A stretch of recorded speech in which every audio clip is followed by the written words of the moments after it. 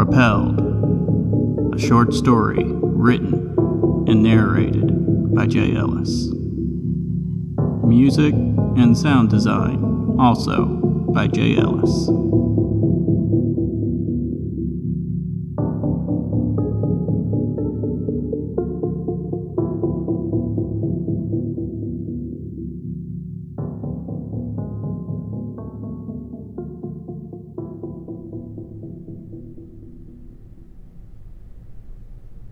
I am submitting this entry to you so that you may know what happened.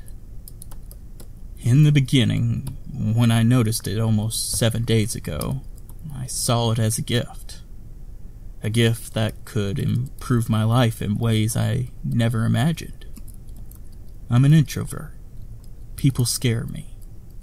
The idea of interacting with people face to face sends me spiraling. The only thing worse is when they're aggressive. That's why, when it happened the first time, joy overtook me. I could repel people. Not repel in the sense that my appearance or attitude were repelling. Rather, it was more like a secret power. Power that took effect any time I thought the words, "Get away from me." That was it. That was all it took. I would imagine those words, and my aggressor would simply decide that they had better things to do. As I said, it was a gift. I discovered this while at work.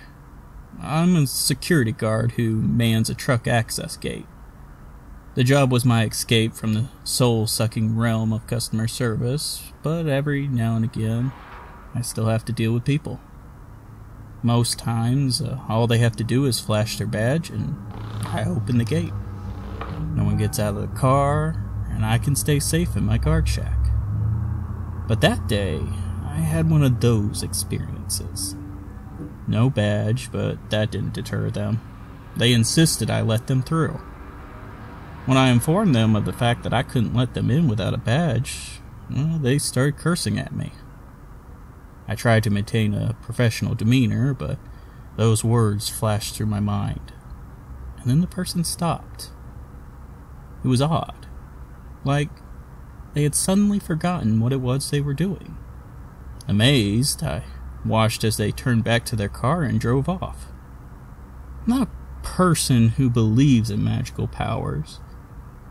Well, I wasn't. But something about how that person's eyes lost their gleam really triggered the unexplainable in me.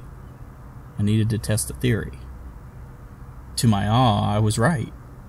My problems would just walk away whenever I thought those tiny little words. Angry people, weird people, or just anyone that I didn't feel like talking to. All of them would lose interest and leave me alone. At least at first. It was getting close to the end of my shift. Darkness seeped in, and the outside lights to the guard shack had kicked on.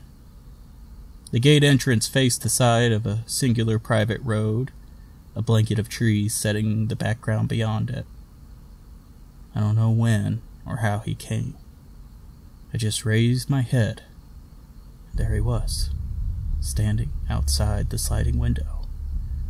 Wide eyes aimed at me. To say he unnerved me would, in essence, be a lie. He made my skin crawl. And there was no vehicle of any kind. Somehow he managed to walk his way here without my noticing. Without the cameras noticing. He wore a silver, custom-tailored suit, and in one of his white-gloved hands he grasped a leather briefcase. I needed no further proof that he wasn't an employee, but that wasn't what cemented me in my chair.